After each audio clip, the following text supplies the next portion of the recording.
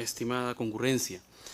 En primer lugar, quiero dar las gracias a esta invitación que me permite someter a su consideración unas ideas en torno a la corriente del funcionalismo jurídico penal, y de este modo hago extensivo mi agradecimiento al doctor Aldo Figueroa Navarro también por hacer posible este momento donde puedo justamente dirigirme ante ustedes. ¿Por qué funcionalismo jurídico penal? Vamos a tratar de qué se trata esa corriente, cuál es su esencia y sobre todo su potencial de rendimiento teórico para la práctica, porque una teoría que no sirva para resolver casos penales en la práctica en realidad no nos es útil, por consiguiente tendría que ser dejada de lado. Sin embargo, el funcionalismo jurídico penal, considero, tiene suficientes argumentos, suficientes, digamos, potenciales dogmáticos como para, de manera convincente, dar propuestas de solución razonables a los casos penales. Para entrar a la exposición, siguiendo una tradición muy propia de los juristas alemanes, quiero comenzar esta ponencia con un caso, un ejemplo trivial que me va a permitir desarrollar la idea central que quiero exponer y someter a su consideración. Imaginemos este supuesto. Este es un estudiante que le gusta mucho la teoría del delito, está muy afanado en comprender el sentido dogmático de las categorías, de la tipicidad, de la anticuricidad, de la culpabilidad, y estudia cada noche hasta altas horas de la madrugada. Para él es muy normal pues hacer de lechucero, de estudiar hasta las 2, 3 de la madrugada, y ya cuando el cuerpo no le rinde recién pues se va a dormir. Y casualmente el cuarto donde él estudia, su cuarto de estudio, está en el segundo piso y da para al lado. Allí hay un pasaje que no tiene iluminación pública, no tiene alumbrado, pero las personas se benefician gracias a la luz que sale justamente de la habitación de él. Entonces todos se acostumbran prácticamente a transitar sin preocuparse por ese pasaje, en cuanto está iluminado gracias a la luz, gracias al reflejo de luz que sale de la habitación de este estudiante. Por reclamos propios de la vecindad, la municipalidad ya decide hacer unas excavaciones para poner un alumbrado público, y con mayor razón las personas agradecen que este estudiante sea tan responsable y se beneficien de su luz, y lo que les permite a ellos no caer en la zanja ya abierta. Cierta madrugada, ya cansado de haber estudiado tanto, de haber leído tanta dogmática, eso de las 2 de la madrugada, se asoma a la ventana y ve justamente, logra reconocer a 50 metros que se va aproximando hacia a la altura justamente de su habitación una persona. La identifica y es la mamá de una antigua enamorada, una señora que se interpuso en su relación y le dijo un día a su hija que este chico no es para ti, es muy teórico, es muy estudioso, tú tienes que buscarte a alguien que realmente te resuelva la vida, alguien que tenga proyección de ganar dinero, por eso solamente tiene proyección de ser académico. Y gracias justamente a la intromisión de la señora, esta chica dejó a este chico. Y él quedó pues triste, hasta deprimido, y se refugió con mayor razón en el estudio. Entonces, al verla, reconoce con dolor ese momento causado justamente por la ruptura de su relación sentimental, por la intromisión de esta señora, y dice: esta señora, pues esta vieja, ¿no?, mi ex suegra, ojalá se muera. Entonces apaga su luz, apaga la luz ya, y pues justo cuando la señora está pasando a la altura de la zanja, y al apagar su luz escucha un grito y la señora cae en la zanja. No muere, solo se quiebra el cuello. Entonces, este es el supuesto. La pregunta que nos hacemos aquí: ¿hay una responsabilidad penal? ¿Hay lesiones, en este caso graves? ¿Ya? ¿Respondería él penalmente por ese resultado? Vamos, para llegar a... Fíjense, el funcionalismo tiene que ver con la modernización del derecho penal. Y la modernización del derecho penal se dice en términos normativos, en términos jurídicos, como la normativización de las categorías jurídico-penales.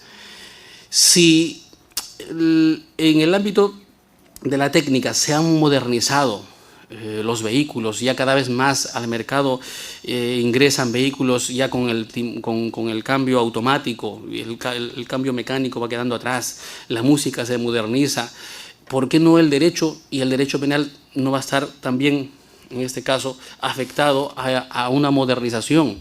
No es un tema solamente de moda, sino la modernización va a la par con encontrar categorías, argumentos que de manera convincente brinden mayor seguridad jurídica. Un juez penal puede tener la oportunidad de contar con una herramienta conceptual que le dé mayor seguridad para resolver un caso penal que tenga justamente en su escritorio. Y el funcionalismo aporta, a mi juicio, de manera más convincente en esta época. Ya el filósofo del derecho Hegel decía: un derecho penal que se precie de ser legítimo tiene que marchar al compás del espíritu de su época. Un derecho penal tiene que captar cuál es la expectativa de justicia, qué es lo que en el momento la sociedad, en este caso según las reglas de juego, espera del ordenamiento jurídico para satisfacer las expectativas de protección.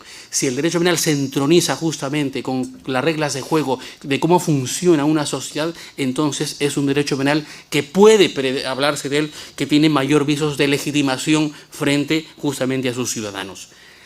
Si este caso lo sometemos rápidamente a un examen de las corrientes previas al funcionalismo, tendríamos que resolverlo de la manera siguiente.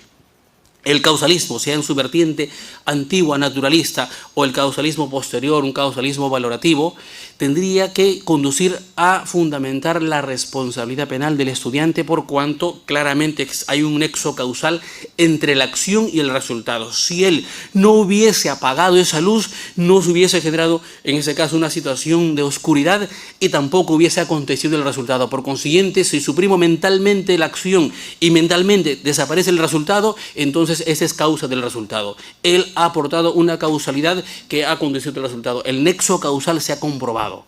Esa es la forma, por ejemplo, como yo aprendí Derecho Penal en San Marcos en mis primeros cursos. Así aprendí, seguramente muchos de ustedes. De esa manera también, esto es el análisis de la relevancia penal de la conducta. El inquirir en el sentido típico de la conducta depende solamente de la fenomenología, de la comprobación, de la constatación exterior de un suceso natural, de un fenómeno natural.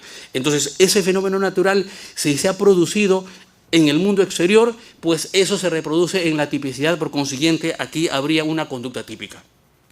Vamos a examinar posteriormente bien el finalismo. El finalismo, a diferencia del causalismo, hace un giro en la valoración y la relevancia típica de la conducta ya no depende de la comprobación externa de una causalidad.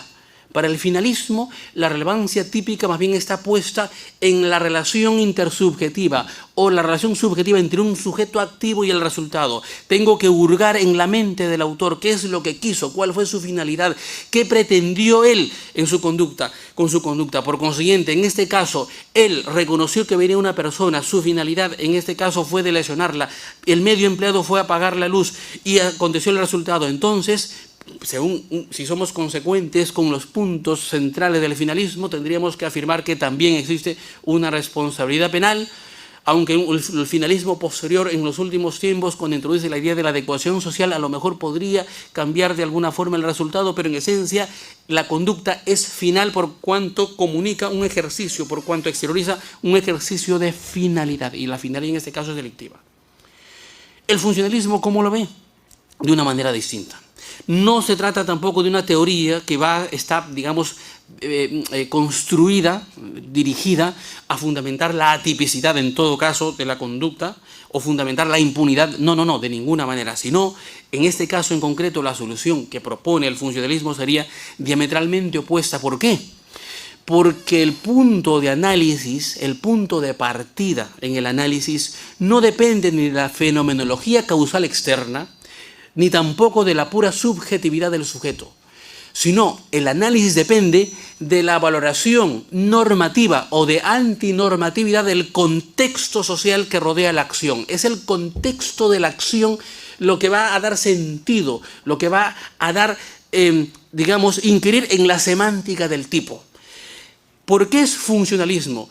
Porque el derecho penal cumple la función de estabilizar expectativas sociales, y esa función es tomada a partir de la interpretación de las reglas de funcionamiento en una sociedad. La sociedad para el funcionalismo está compuesta por personas. ¿Y qué es persona? El concepto de persona es un concepto fundamental, central, por cuanto el concepto de persona es un sistema de conceptos, es un haz de derechos y deberes que el ordenamiento jurídico imputa, atribuye a un sistema psicofísico, al ser humano. Es decir, nadie nace persona, todos nacemos seres humanos. La persona es una construcción normativa, es decir, el ordenamiento jurídico al sistema psicofísico, al ser humano, le adjudica, le atribuye derechos, le atribuye deberes. Para el ámbito del derecho penal, esos deberes son exigibles a partir de la mayoría de edad. Entonces, el concepto de persona es el punto de partida para encontrar una explicación en este caso. Los tipos penales se dirigen a personas, no se dirigen a la individualidad, no se dirigen al sujeto, al sistema psicofísico. Y si hablamos de persona, la persona es un conjunto de derechos y deberes. El concepto de persona es algo construido que se tiene que interpretar o se tiene su contenido que extraer en el contexto social concreto. Me explico para regresar a continuar con la explicación con otro ejemplo. Fíjense, el artículo 111 del Código Penal dice, reprime el delito de homicidio culposo. Dice, el que por culpa mate a otro será penado, creo, con una pena de 1 a 3 años en el tipo básico. El que por culpa mate a otro. El concepto de culpa. La culpa, este es el tipo penal, en esa redacción, está tomando en cuenta una conducta in abstracto. En abstracto está dando un mensaje a la sociedad por el cual se criminaliza a quien obra de manera imprudente en una situación concreta. Pero esa culpa en abstracto, según el contexto social donde la persona ejercita o desempeña su actividad o donde acontece el hecho, tiene una semántica diferente. Porque si la muerte aconteció así, en una sala de quirófano, en donde hay 5 personas alrededor del paciente, está la enfermera, está el médico cirujano, está el internista, está el anestesiólogo, están los asistentes, no sé, fíjense, para determinar si hubo una negligencia, una culpa, una imprudencia, tiene que tomarse como referencia la lex artis. Esto es un sistema normativo externo al tipo penal. Es el segmento parcial de la medicina quien nos brindará, nos aportará las reglas de juego, los ámbitos de competencia que se han de analizar. O si, por ejemplo, la pierna que se amputó era la incorrecta y en realidad, o era la correcta, la única pierna, en este caso, como un caso que aconteció hace como 3 años aquí en Lima, la única pierna gangrenada que debió ser amputada no es la que se amputó finalmente. ¿Cómo resolver esa problemática para establecer si hay una responsabilidad culposa? Pues tengo que acudir a lo que me digan los protocolos. ¿Cuáles son los protocolos que debe observar un médico cirujano antes de realizar una operación de esa envergadura? ¿Cuáles son los criterios para determinar si una pierna está gangrenada o no? No sé.